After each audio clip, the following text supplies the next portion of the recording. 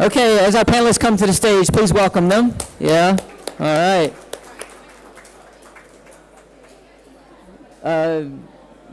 You don't, yeah, you don't have to. If you can hear me, you don't have to. Can you hear me? Yeah? Do you guys know how this thing works, the headphones work? So essentially, because there's a lot of things going on here, you put the headphones on, you're going to be able to hear better. If you don't like them, you don't have to. So my name is Caleb Parker. Some of you may know me, some of you may not. I host a TV show called The Future in 15. We cover innovation within the meetings and events world. It's at Future in 15. And I'm also the CEO of a company called Bold, which is a new brand of small meeting venues that you can tap in and out of with your phone. It's like Zipcar for small meetings. Today we're going to be talking about GDPR. And is there anyone who has not... Can we put the poll? Yep. Is there anyone who hasn't answered the poll question yet? If you have not answered the poll question, right here, just go to slido.com, type in the hashtag, maybe without the hashtag actually, and then we're on the creative stage, conference and creative stage. Just want to give you one more minute. While you're filling out the poll questions, I will do want to turn to my left to our great panelists for today. We're going to ask them to introduce themselves. First, we have Mike Piddock from Glisser. Mike. Oh, yes, Mike.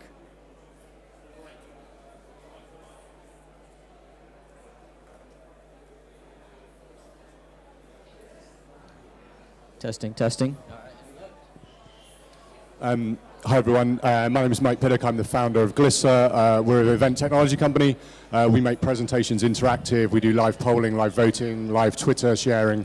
And I'm really coming at this today from a business-to-business marketeer's perspective. So I'm an ex-CMO. So I've sat on your side of the table and worried about changes in regulation myself. So I'm going to try and offer that perspective today. Thank you. Now we have Geoff Revill from Krowdthink. Hi, yeah, Geoff Revill from Krowdthink, and we have a networking and engagement app for use at conferences and events and festivals. It requires no setup. You just literally turn it on and engage with the people around you. It's kind of our USP. And we've been GDPR compliant since the first version of the app over 15 months ago. And it comes about by understanding the underlying principles of the GDPR. And hopefully we'll get into that as we talk today. And Pierre. Thanks, Geoff. My name is Pierre Metrailler. I'm the CEO and co-founder of SpotMe. We are a technology and service provider, actually a pioneer in the space, because we've been for 17 years, we've been creating apps, starting with devices and then moving into apps. We're doing live event apps, hybrid and virtual meeting apps, and also long-term engagement apps. We are 130 people globally with offices in the US, in Europe, and in APAC. And myself, I'm a computer scientist, so I like to talk about tech. And as a Swiss company, anything around secrecy, confidentiality, trust, privacy is something that matters to us. So great to be here today. Thank you very much.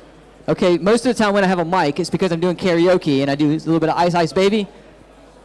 But if you ask some good questions today, I won't bore you with that. So we're going to go to the poll. We're going to move from the poll questions and go over to let you guys submit any questions as we start talking. I have a few questions we're going to start talking about, but we want to know what you want to know so we can answer them. Okay, so you guys, so you can see, this is the audience that we're talking with today. We do have maybe one person in here that is a GDPR expert. Who is that, by the way? Who is number 5? Who is very confident? Am I going to call you out? No? All right, fine. We do have one person. Geoff did vote. Do you vote? Oh, Geoff. Geoff, okay. It must have been one of you. Okay. Well, we're going to start off simple because we have some people that aren't super confident. Can somebody, Pierre, can you give me just a quick 10-second overview, 30-second overview of what GDPR is and what it means? Yeah, so basically the idea is that your personal data, so any data that could be linked to your personal identity, we do see that as an extension of your own identity. And if you think of the Human Declaration of the Basic Rights or Human Rights, I mean, what GDPR is the extension of that to your personal data. And what the European Union or the European Commission has decided to put in place is basically an extension of that to your data. Thank you. Geoff? So I speak regularly on the GDPR, and a little while back I was asked to speak at the Society of IT Managers, who every single person in the room was spending between 10 and £100,000 preparing for the GDPR. So I said, okay, you're spending that money. Do you know what the key performance indicator is for successful implementation of the GDPR? Not a single one of those people knew the answer to that question. And the answer is very simple. It's about trust. It's about redefining the engagement value proposition between business and individual, and it's about re-empowering the individual with the controls over their data so that they have transparency in terms of what data is obtained, control over how that data is processed and for what purpose, so that you know that. And it's about giving you tools to remedy the situation if you lose the trust in a company. And it really is as simple as that. And so it's really about, there's two really big things in the GDPR. It's tools to empower the individual and accountability requirements on the business that rebalances that engagement trust equation. Yeah, so I think when you're looking at it from in layman's terms, it's about the way that you're using data and acting responsibly, and because that responsibility builds that trust, as you mentioned. So, think about your position as event managers, as marketeers. You're in a position of responsibility because you're taking personal data from people that attend your events. You're on the front line of GDPR. So you're the first point at which GDPR really hits a business. And if you do it well, that flows right back through the rest of the business and really enables the entire company to act responsibly. If you do it badly, you're creating risks within the business that then snowball as they go further back. So GDPR is really important for event managers, but it's also a great opportunity. Because you are in that position, you can look great within your company. Your CEO, your risk managers, your compliance managers, your heads of marketing, if you stand out and really aggressively get in front of GDPR, understand it, and work through it effectively, it's going to be a benefit to you as individuals within your organizations. It's going to make you much more effective event managers, and you're going to have a much more powerful voice within that organization. Thank you. So on that note, and I'm going to turn to you, Geoff, to start off this one. What questions should the audience, or what questions should organizers be asking of their event tech suppliers around GDPR and make sure that what they're buying is going to satisfy requirements? So the GDPR effectively mandates that the entire supply chain processing and acting upon personal data is compliant. So if you are if you are obtaining data and handing off that data for processing to a third party, then it's your responsibility to ensure that that third party is GDPR ready. And so what you need to do is you need to implement a kind of a GDPR SLA, service level agreement, that basically gets them to sign up to say that they are ready under the GDPR and that they're supplying you a technology or a product that's GDPR ready, and they can support you on things like, for example, a breach notification, for which there's a 72-hour notification period to get that to the data supervisor. If you're the third person in the chain, then you have to make sure that you feed that up to the next person, who then feeds that up to the next person, who is the data controller, and that they can report that to, in the UK, for example, the ICO. Okay? So that's probably the sort of key area, is validating that service level agreement, GDPR readiness. And that also works two-directional or bi-directional, in as much that part of that SLA should also state that that supplier that is GDPR compliant or GDPR ready for the service to you is also stating that they've made the same requirements for their supply chain for processing of potentially the same data. So that kind of, because I as an individual can go anywhere through that supply chain, I can go to any part of that supply chain and say, tell me who has my data and what they're processing it for. And if somebody else is doing that for you, tell me who's doing it, so I can go and ask them the same question, and then I can go and ask them the same question until I get, and I can personally should be able to collate that information. That's the kind of transparency and control elements that the GDPR is facilitating, and that's really obviously a massive change in empowerment of the individual. Mike, do you want to add? Sorry, Pierre. So I was just going to say, one of the easiest things you can do to start with is check out the terms and conditions of the suppliers you currently use, because quite a lot of information is there. Unfortunately, it's small print. That's the nature of small print. It's the sort of thing which most people don't bother reading. But we've looked at some of the other event tech providers, and we know of at least one event tech provider which is selling client data to third parties. It's deep down in the bottom of the terms and conditions, but you're paying for their services. Their data is going into their systems. They're selling on the analytics to third parties. We know of another supplier that's using your client's data to target Facebook ads at them. Again, is that something that you know that your suppliers are doing? Are you comfortable with that? And all of that, it's all in black and white because you can see it in the terms and conditions, because they're telling you you're doing it, but most people don't bother to read the terms and conditions. So Pierre, we're going to get the mic here, but I want to ask a question before you add to that. So is having that SLA agreement in place good enough? I mean, it sounds too easy. All right, we get an SLA in place, we've got the T's and C's ticked, something happens, we can hold our hands up and say, it wasn't us. Is that sufficient enough? Yeah, so maybe in practical terms, that SLA has 3 letters and it's called a DPA. It's a data processing agreement, because looking at the fine print, and Mike, we want to have names. We want to know who those people are, by the way. No, but you need to ask for a DPA to your suppliers, right? They would have, unless you are part of a big company, you are not likely to have that data processing template part of your set of legal documents. So ask your supplier for that, right? And in that DPA, what you have is you have the important stuff. What kind of data? What is it being collected for? How long do you keep it? What are the subcontractors, etc. A good DPA, I would say, has 95% of what you need, right? It doesn't mean that because you have a document that it's, good, right? But at least you've done your homework. And what GDPR is about demonstrating that you've done your homework, right? Good. I don't want us to get the idea that somehow this is all about contracts. The GDPR mandates and makes it a requirement that you make this information accessible, visible, intuitive, and easy to understand.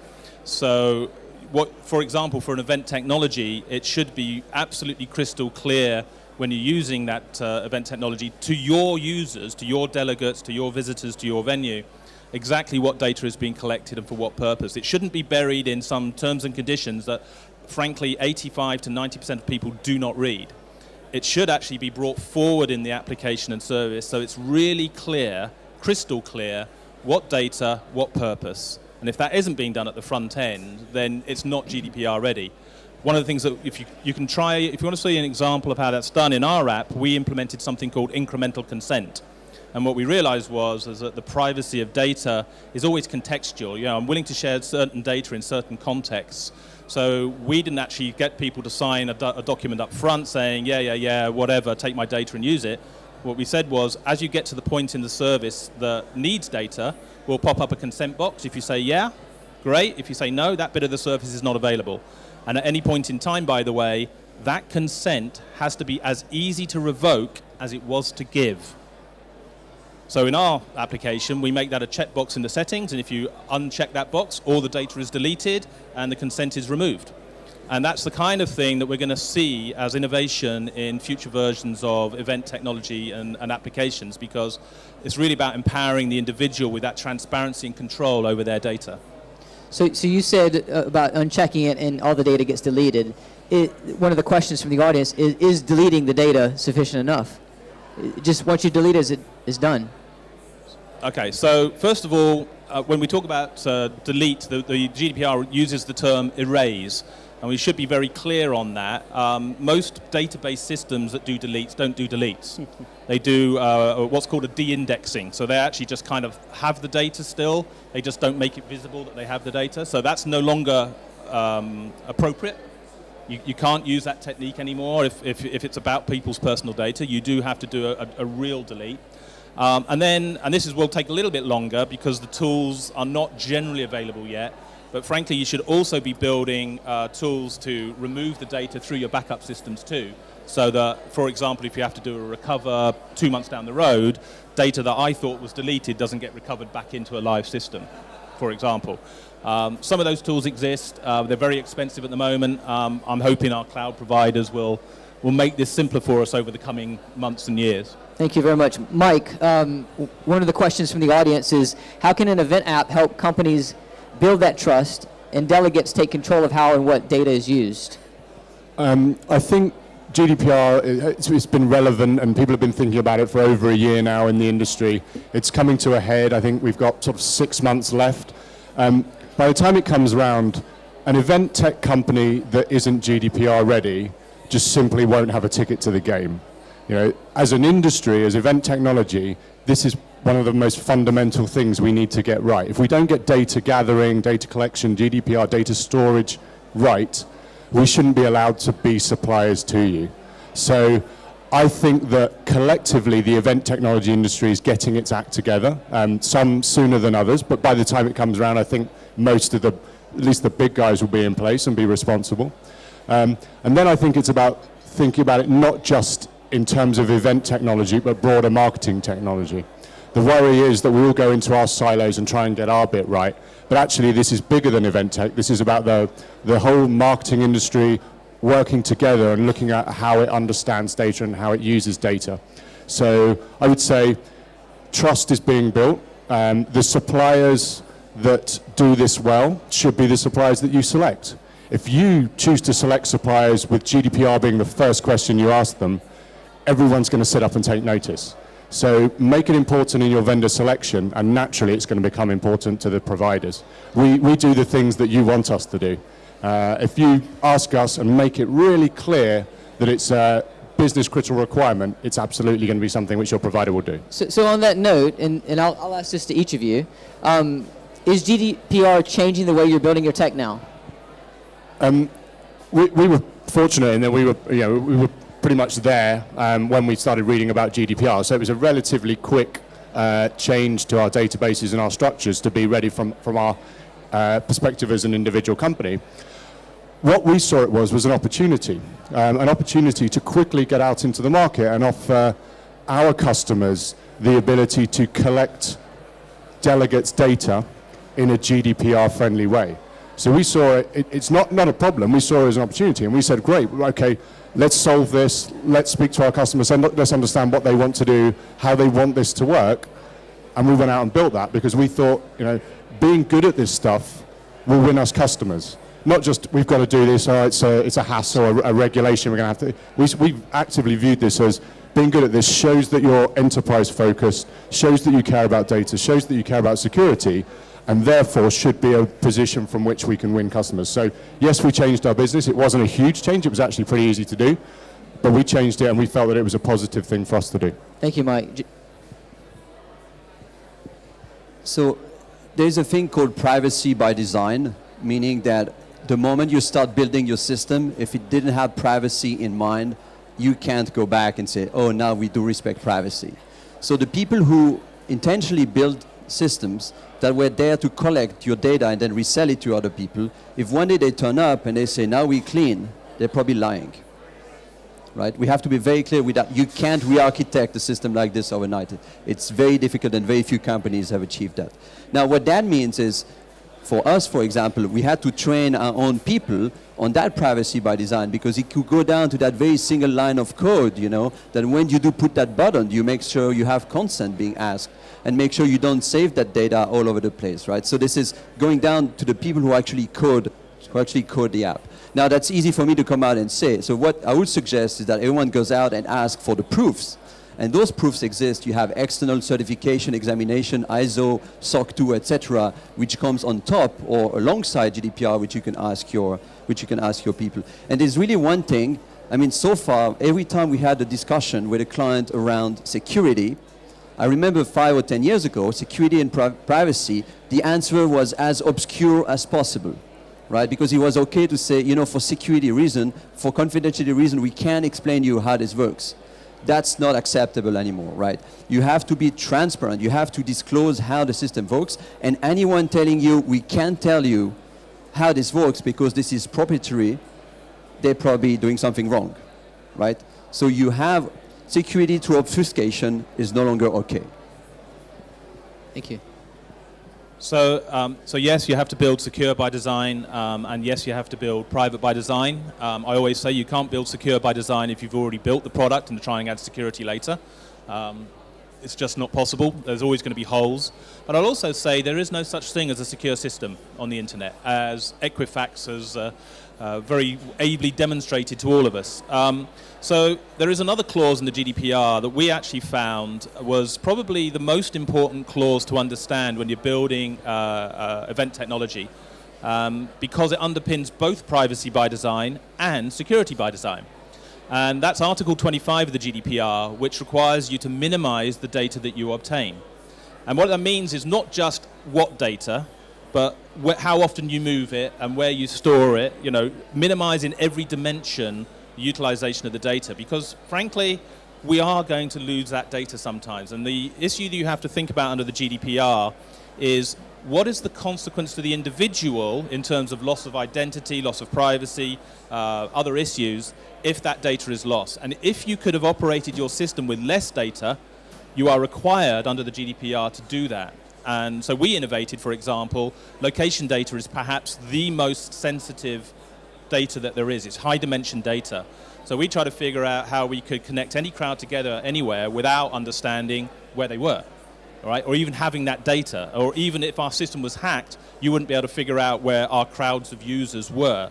And so we innovated in that way as a way of securing our data, not by protecting it with encryption, but just by not having it. And that also, by the way, spins very nicely into the other dimensions of the GDPR, because then getting consent is easy, because there's a very small amount of data that we're requesting. Right? So the process of engaging the individual in the understanding the rights that they have and the privacy that they've been given becomes that much simpler.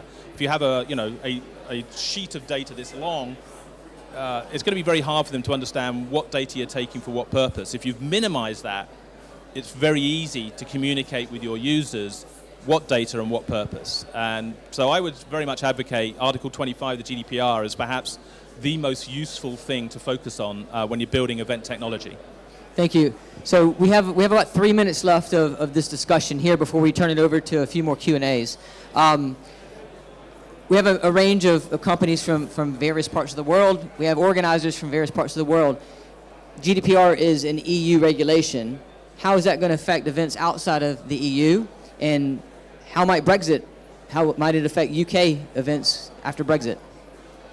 So I can't comment on Brexit, but we are a Swiss company, so we're not part of the European Union.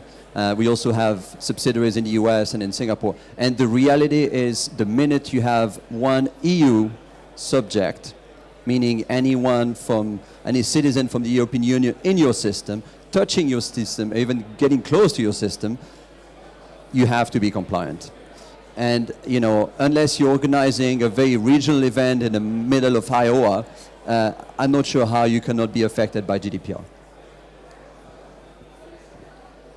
Well, PricewaterhouseCoopers in January of this year put out a press release to the American marketplace, and I thought it was a very useful statement in there.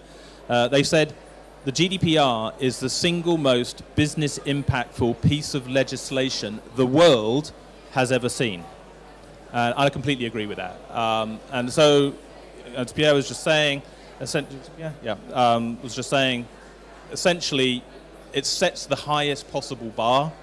And anybody who wants to operate on data that is part of an EU citizen's data, then they're going to have to operate to these standards. So, and in a Brexit context, so in a UK Brexit context, the ICO has made it very clear that we will continue to be compliant with the GDPR. The digital, I can't remember what it's called, the Digital Data Act or something, going through Parliament right now is an inculcation of the GDPR into UK law, 100% almost unmodified. So it'll be fully there, shall we say. And so it makes no difference for the UK, pre or post. And frankly, anybody who's operating on European people's data has to comply anyway. Japan is trying to do a GDPR version so that they can effectively come to the same bar. South America is very close in terms of where they're setting the bar. America will eventually have to follow, I hope. You agree? Excellent. Okay, we have some more questions here. We can continue submitting questions to the app here. Happy to do that. But if you want to raise your hand, happy to take the question that way as well. There is a question that got upvoted on compliance and the penalties around non-compliance. Can someone talk about fines? Okay. Yeah, so there are two levels of fines, 2% and 4%, depending on the nature of the non-compliance finding. So that's 2% or 4% of your global turnover. So the bigger you are and the more global you are, the bigger the fine. So Google, Facebook, they could be looking at multi-billion-dollar fines if they're not compliant. And if the 2% is too small, then there's another number, 10 or 20 million. You know, so 2%, 10 million, 4%, 20 million euros. But I'd also say, certainly here in the UK, the ISO has made it very clear that they want to be very light touch in the early phase. My general view is, based on everything I've heard from them, and I have spoken directly to them, is that the people that will get done initially will be the lazy, i.e. those that didn't bother to do anything. The stupid, who do really stupid stuff, like, for example, Flybe, got fined 70,000 just recently because they realized GDPR was coming, so they thought, well, we've got all these people on our database who opted out of marketing, so we want to see if they want to opt in now GDPR's here. So they marketed to them all, saying, do you want to opt in now? And of course, the point was that they'd opted out, so you can't market to them. So they were fined 70,000 for being stupid, basically. So that ties into one of the other questions, and feel free, Mike. If there's a complaint or if there's an audit, are they going to expect you to track every single access to the system and every single input? Well, an individual can ask for the data that you hold on them. So, and they can expect that within 72 hours. So one individual could, in theory, 40 days, sorry. So one individual, in theory, could come back to you and say, right, I want to know what data you hold on me. Now, there are going to be people that see this as an opportunity to just cause trouble. Naturally, this comes around, the law comes into place, and they'll just call up all of the companies that are sending them emails and try and get the GDPR information you hold on them, the data you hold on them. That's inevitably going to happen. So being ready for that kind of thing is important, and that's about how you store your data, how your suppliers are storing the data. So it's not just about tracking every single thing, it's about how you can access it once you've tracked it.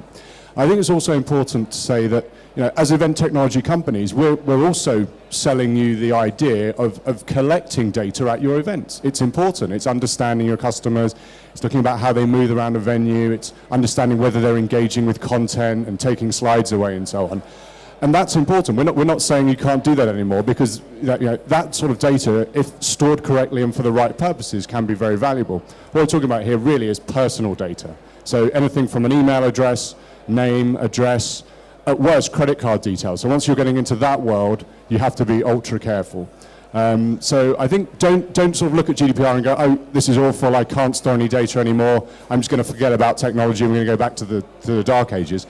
It's just about acting responsibly and storing the right level of data for the things that you need to achieve, and making sure that people are aware that you're storing that data and for that purpose. That's a great perspective. And that is an important point to make. We have time for one more question. Does anyone have a question? We have a mic back here. No? All right. Does anybody have one more point you want to make? Yeah. If you think the GDPR is tough, you should be watching out for the rewrite of the e-privacy directive.